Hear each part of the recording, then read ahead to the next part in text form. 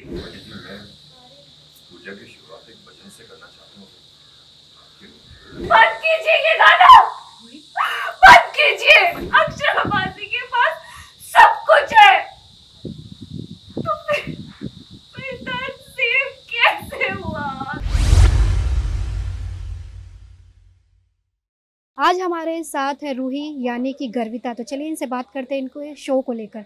आज काफ़ी emotional scene चल रहा था, काफ़ी ड्रामे हो रहे थे, कुछ आपके पुराने ज़ख्म याद आ गए। तो आज के सीन के बारे में कुछ छोटी सी बात। मतलब कुछ चाइल्डहुड का ट्रॉमा है या फिर कुछ बचपन की बुरी यादें अगर होती हैं तो वो कहीं ना कहीं इंसान को हर्ट करती रहती है, इवन दो वो बड़े हो जाए। वैसा ही कुछ रूही के साथ है। उसकी अक्षरा मासी को लेके कुछ अच्छी यादें ज़रूर है, पर कुछ बुरी यादें हैं जो ज़्यादा हावी हो गई हैं उस पर। एंड वो ब्लेम करती है उन्हें अपनी मम्मा की डेथ के लिए, इस चीज़ के लिए कि वो पॉपी को और अबीर को लेके दूर चली गई। तो इन सारी चीज़ों के चलते रूही काफ़ी हर्ट है। और भी ज़्यादा उसको बुरा लगता है जब वो देखती है कि बी नानू बिना बताए अक्षरा मासी का बर्थडे सेलिब्रेट कर रहे हैं। तो ऐसे में फिर उसका इमोशंस पे कंट्रोल नहीं रहता है एंड काफ़ी कुछ हो जाता है। बी नानू काफ़ी समझाते हैं पर वो नहीं समझती है। आगे भी वो यहाँ से निकल जाएगी, सड़क पे चल रही है बदहाल, एंड देन अरमान उसे प्रोटेक्ट करता है। तो काफ़ी कुछ है, काफ़ी इंटरेस्टिंग सीक्वेंस है। तो मैं यही बोलूँगी कि पक्का आपको सबको देखना चाहिए।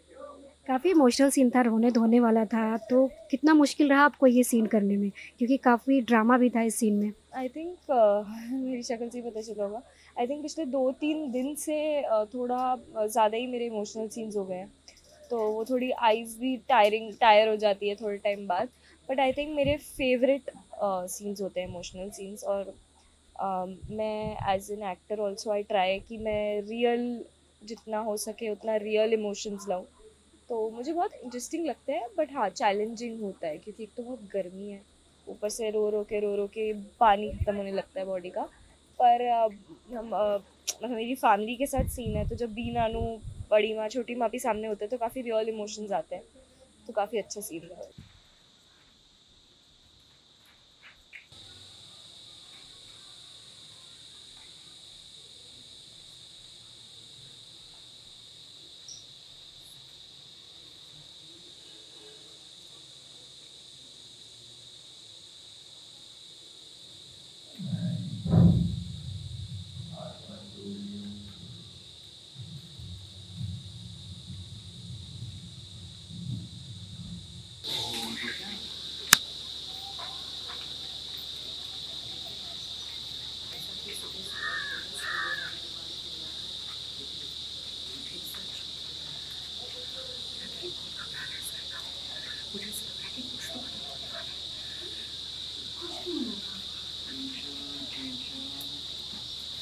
यहाँ ये बैठा है, पंडित जी बोले कि मनीष जी पूजा शुरू करें। पंडित जी, एक भजन के साथ पूजा की शुरुआत करना चाहता हूँ।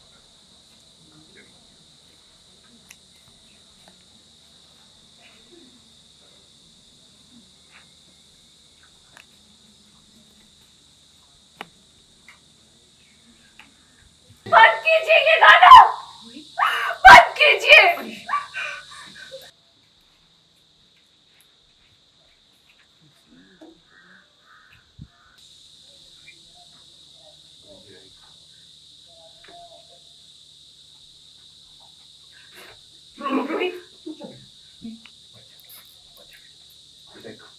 एक काम कर, जब तक दीदानू के लिए बैठा माफ कर दूं, जिनकी वजह से मेरी माताश्री की जान चली गई, उन्हें मैं माफ कर दूं? कैसे बेटा दूं, कैसे? बेटा, उससे गलती हुई थी, उसने जानबूझ के नहीं किया था, उसकी सजा भुगत चुकी है। वो बहुत तकलीफ झेल रही है बेटा। तुझे अपना दर्द दिखाई देता है, तुझे मेरा दर्द दिखाई देता है, तुझे उसका दर्द नहीं दिखाई देता। बेटा, तेरे पास तो मैं हूँ, मेरे पास तू है, उसके पास कोई नहीं है।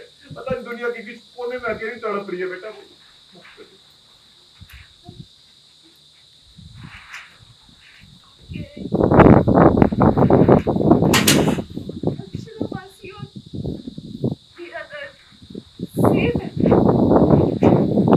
मेरे पास माँ बाप भाई बहन कोई नहीं है। अक्षराबाजी के पास मेरे पॉपी है,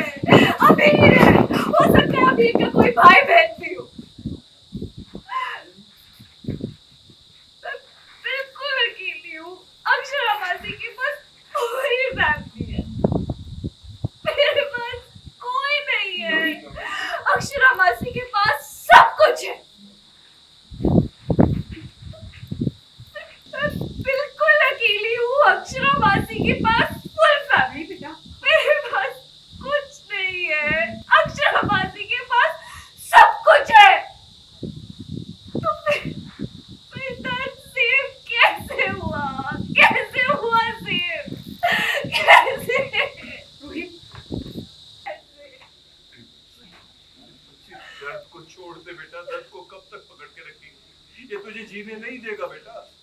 दर्द के साथ नहीं बेटा, अपनों के साथ जिया जाता है।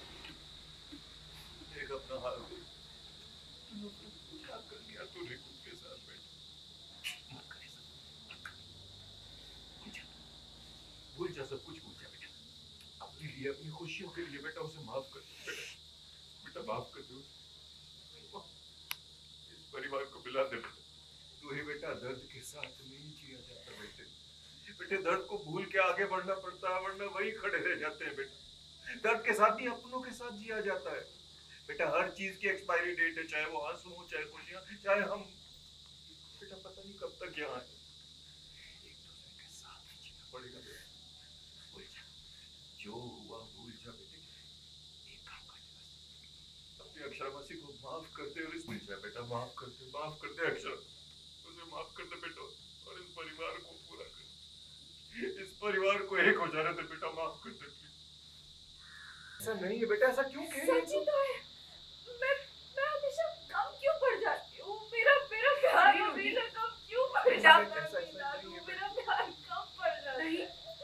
ऐसा ही है। इसीलिए तो हम अक्षरा मासी और उनके परिवार को वापस लाना चाहते हैं।